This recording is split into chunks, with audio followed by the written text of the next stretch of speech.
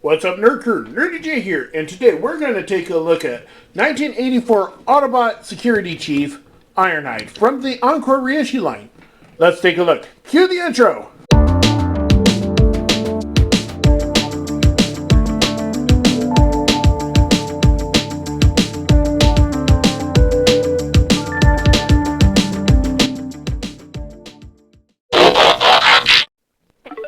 A veteran of many battles, Ironhide lives up to his name for sure.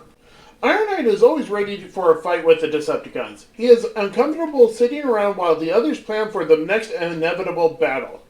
Still, he takes his duty as security chief very seriously. When a fellow Autobot is in danger, he is the first into battle and last to leave, staying until there is no more danger present. Though battle-hardened, Ironhide is kind and thoughtful. Despite being in the Cybertronian War for so long, he still cherishes life and will protect his fellow Autobots and their newest allies, the humans, till the bitter end. With his fierce loyalty, it is no wonder why Ironhide is part of Optimus Prime's inner circle.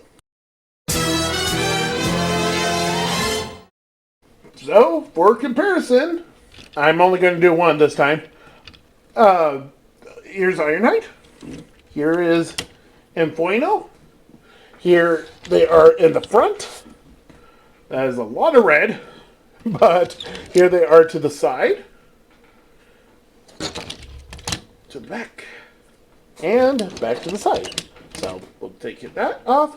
And let's transform this guy.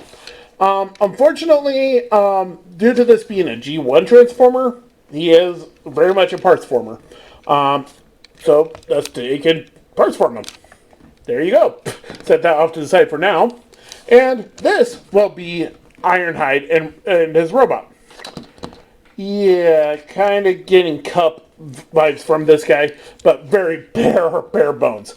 I will warn you, if you do happen to find either the original or the Encore reissue version of Ironhide that's not mint in box, be wary. I have a lot of scratches, and that's just from displaying, and quite a few transformations. But just be on the safe side. Just be aware of that, because once it starts scratching a little bit, it will start just flaking off. So, just a warning, because that is die-cast metal right here. So you rotate the back bumper parts around, and I don't know why, but this side is really stiff. This side is actually enjoyable to transform.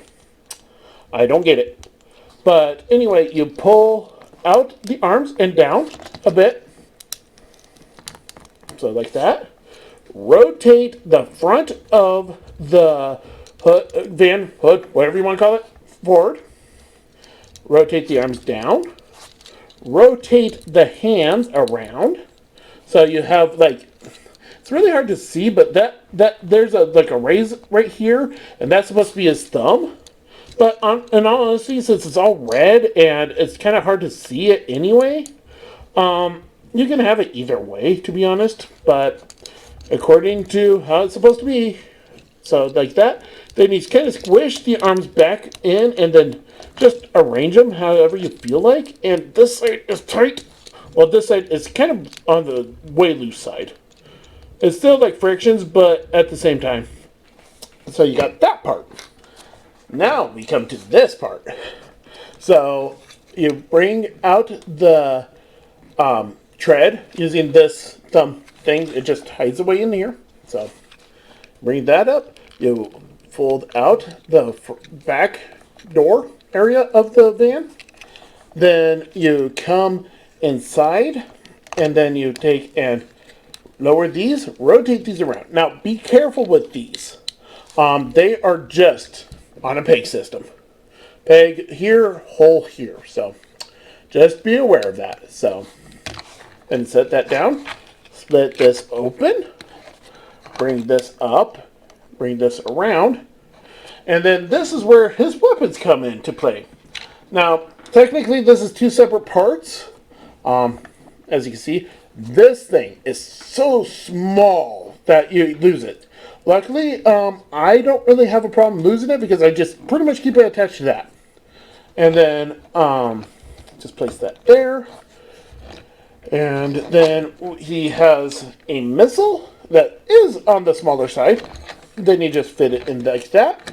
And then all I do is just like even it out. Just rotate the last, like, what's it called? Missile. That's it. You just rotate the missile just so that it becomes parallel. And there he is. For comparisons, give me a sec. I forgot I didn't transform Inferno. Sorry about that. While transforming, I kind of have a guest. Say hello, Shadow. Brat. Anyway, with that said, here he is with the robot version of Inferno. So let's take this part, which isn't technically a part of his robot. It's just a battle platform. And so, this is fun. Yeah. Whoa, Shadow. What? So, sorry about that. Yeah, you saw Inferno flying by the camera? Yeah, luckily he just landed flat on the floor. He didn't break, nothing got cracked. Just made me worried a lot, so. But yeah, back to the review. Yeah, it's like he's really tiny. So that's him compared to Inferno, and let's compare him to the smallest Autobot. They're actually comparable. So there, you have that. Now the drawback that a lot of people have to Ironhide is this does not look a darn thing like Ironhide. Hopefully I'll put a picture here. So another issue of contention is inside this windscreen is the seat for Diaclone driver. This was initially a Diaclone toy, but his face is just a sticker. Yeah, it's just black and silver. I'm not sure if this is picking up any. So, and it's just a weird generic face. If you ever seen the Masterpiece Ironhide, that his van mode can do the homage to this. So, if you've seen the Masterpiece's alt mode with the weird face, that's what it's homaging. So, for articulation, nothing here. The hands, well, the arms can rotate. They do have that butterfly double hinge joint, so they can even do that. The wrists can rotate. That's due to transformation. And then he's got the ankle rotation. So, one cool thing about this figure is that this guy can fit onto this platform. It's not just a solo like drone or anything. Which, by the way, this would be way too big for a drone. But essentially you slide it in, and then he's supposed to like lock. Because these there's these little nubs here. Now that I've changed batteries, like I was saying, nubs right here, it's kind of hard to see. I don't know if they're picking up. They're the bottom nubs. And they go like in this groove in between his feet, front of his feet, and the joint. And you need to clear that, and then just clips right in. Kinda. Frictions, I guess. And then you have him here. For articulation of the military pad, I don't know what to call it. He does have rotational treads back here. This can go up and down-ish. This can rotate since it's on a double peg. And then this can go up, so he can actually act like he's holding it, like so. And he does have firing missiles. Problem is, it's a I don't think it's that weak of a missile launcher. It's just that it's on the loose side when you shoot it. It's like almost like a hairpin trigger, almost. So there he is.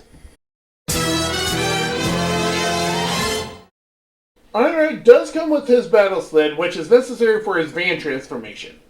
The sled is equipped with an extending missile launcher, a siege, 3 missiles, a static laser gun, and a gun post, which is easily lost because of how small it is. Ironhide's battle sled only appears once in the Marvel comics, but never in the cartoon.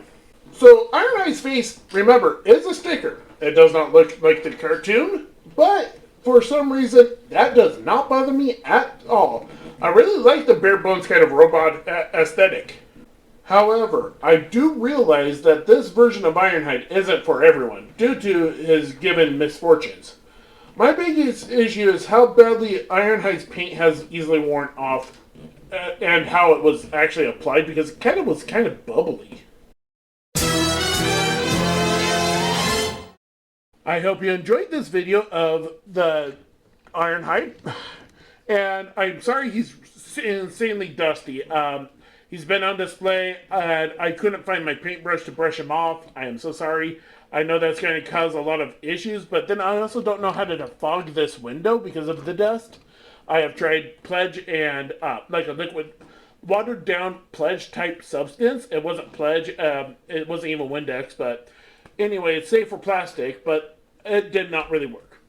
Anyway, I've been Nurdie J for Nurdie Boyz. This has been Ironhide, and we'll catch you next time.